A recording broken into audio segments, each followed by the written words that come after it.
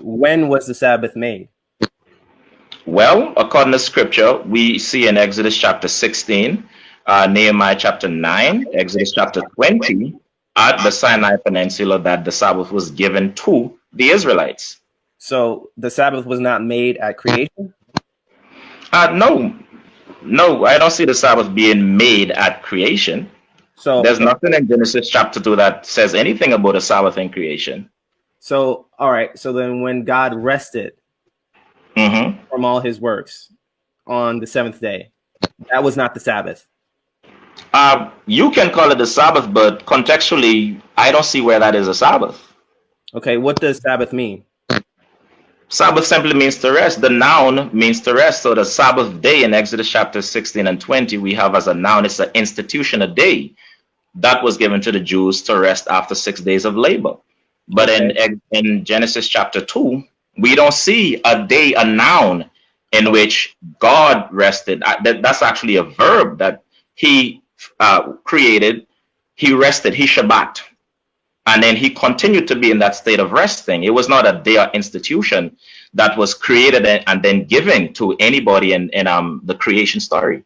So, okay, so when you say rest in Hebrew, how do you pronounce it in Hebrew? Shabbat. That's not Sabbath? No, there's actually, when you go into linguistics, there's the verb and then there's the noun. Okay. What we have in Genesis chapter 2 is a verb. And what we have in Exodus chapter 16 and Exodus chapter 20 and onward, with respect to the institution as a day itself for the Israelites, that's a noun. And so God gets a verb, we get a noun, if you want to understand it that way. Okay. It's an action that God did and continues to do from then to now. But the Jews had a cyclical institution day that they had to do every once in a while. That's a complete difference. Okay, so in the Ten Commandments, specifically the fourth, as you know, he says, remember the Sabbath day to keep it holy. For 6 days the Lord created, the heavens and the earth and so on. And he rested on the seventh day. Wherefore he rested and hallowed it and so on. So isn't that the reason? Isn't that the very creation of the Sabbath? He actually rested on the seventh day, which is why they keep the Sabbath? Good question. Again, you need to understand that there's no such thing as God keeping a Sabbath, as in there's a specific day that God is keeping. I think you need to understand that God does not keep a Sabbath. He's not keeping a day. Now, that's a very good question. And for you to properly understand what is being communicated there, you need to go into ancient Near Eastern suzerain vassal treaties and how they were concocted, how they were entered into.